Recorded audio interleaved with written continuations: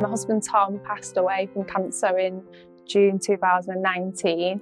At the time Lydia was 3.5, and we also had an 8-week-old baby, Lila, as well.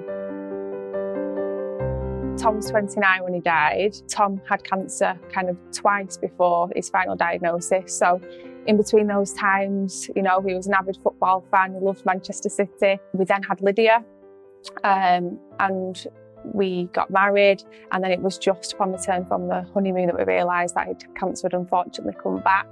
At this point, I was actually pregnant with Lila. And as I said, she was born just 8 weeks before Tom passed away.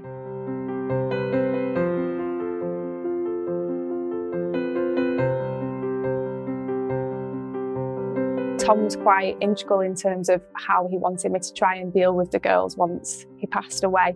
You know, he was really keen on making sure that they were looked after in terms of kind of dealing with the grief and stuff. He did quite a lot of research, bought quite a lot of books before he actually passed away. And so obviously I just wanted to make sure that I then kind of followed that through, if you like. And this just seemed the best kind of place to come and make sure that Lydia was looked after. My daughter Lydia's been coming to Once Upon a Smile for just about 2 years now.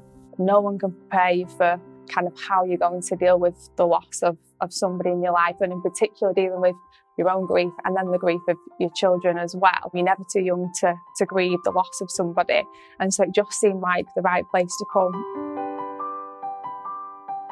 A massive difference, I would say, obviously directly to Lydia. It's allowed her a kind of safe space to discuss Tom, all the worries and her fears. You know, she's a really observant little girl, so I know she's been here before and spoken about how she doesn't want to upset me when she's seen that I might have been upset. So it's really important that she's had a place to have an outlet that possibly isn't with me. I think it's brilliant, to be fair. As I said before, it's so bright and inviting for the children to come in.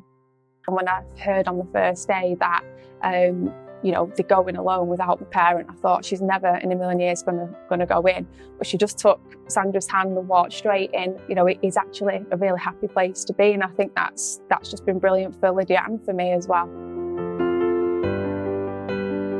Thank you so much for all your help and support. You know, I'm sure we'll continue to need you over the coming years, and I know that I'll get that support from here, so thank you so much.